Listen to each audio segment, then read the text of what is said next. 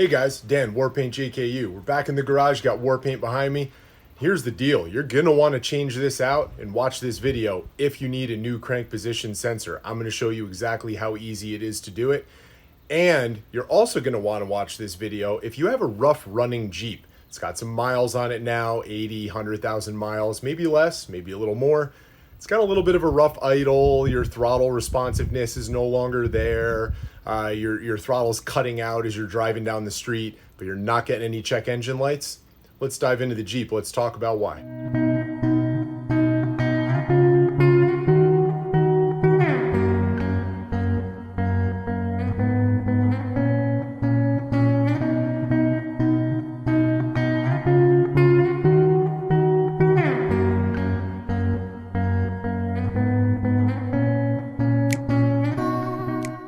Warpaint is a 2015 JKU, and I was having an issue with Warpaint.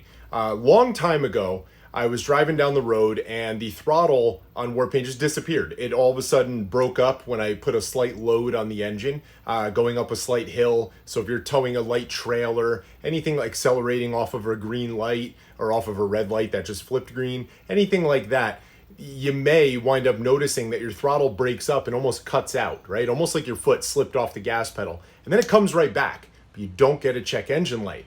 Maybe your vehicle's randomly stalling as you're rolling down the road. That happened to me too. Still didn't have a check engine light. Okay, it wasn't after probably the 12th time that I actually received a check engine light. And that light told me that I needed a new crank position sensor. Now, your crank position sensor is a very easy sensor to change, and the Mopar replacement can be found online for under $20. Definitely get Mopar. At the time, the original time that this happened, I wasn't able to get a Mopar sensor. I couldn't order one, wait for it to be shipped. It just wasn't an option. I needed my Jeep back and mobile on the road. So I bought one from the local auto parts store. Well, less than 2 years later, here we are in the exact same position. It stalled a couple of times. A couple weeks later, my throttle started cutting out.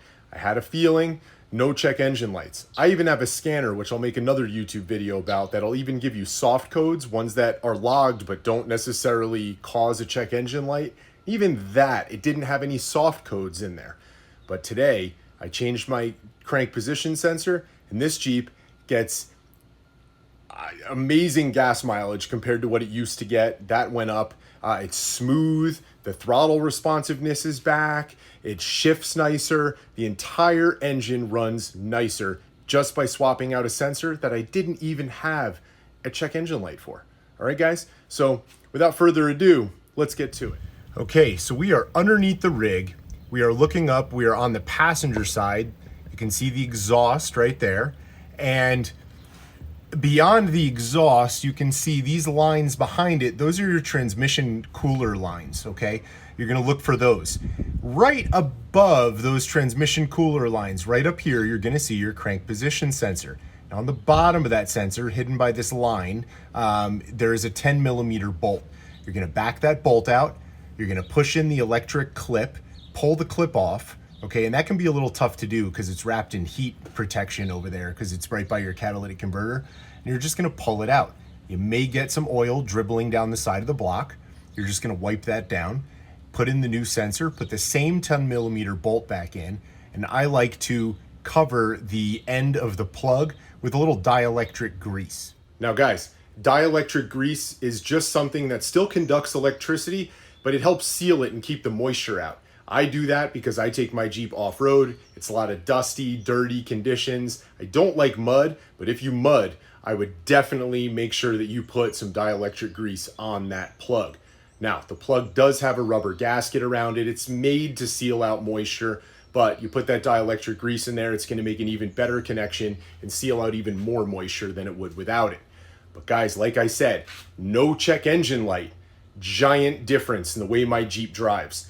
So much so that my wife's vehicle also has a 3.6 Pentastar. It's starting to get a little bit of a rough idle. She only has about 80,000 miles on it.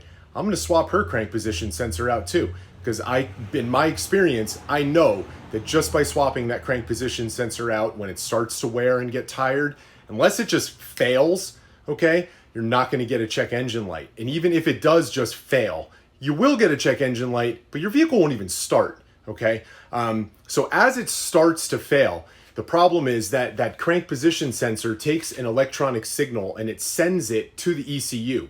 The ECU then sends that out to your fuel system and your ignition system, and it tells your fuel injectors how long to open, right? They call that a pulse, right? When they just push a quick burst of fuel out. But they measure how much fuel comes out by how long they pulse and how often they pulse. And that coincides with how often the spark is given through your ignition coil. So without going into too much detail, obviously changing out that sensor is going to smooth out your idle because it's going to smooth out your ignition system and your fuel system. It's also going to make it run more efficiently, so you're going to get better fuel mileage, right? With fuel going up, this is a huge benefit. And for the cheap amount of money it is right on the passenger side of the motor, guys, this is something everybody should be doing, especially if you have a JK with a 3.6 that's got some miles on it. I can assure you it will start to run like new again. I didn't even realize how bad mine was running until I swapped it out. But guys, I'll put the link in the description. Make sure you like this video. Make sure you share this video with any of your friends. Talk about it because this is a huge issue. And as sensitive as the electronic systems are in these Jeeps, it's amazing to me that my throttle's been cutting out and I still don't have a check engine light. All right, guys? Anyway, go build something. Make sure you stick around. I got a giveaway video and a giveaway coming up soon with a welder. You're going to want to check that out. And this fall, we got some builds coming. So stick around. Make sure you subscribe. And like I said, go build something.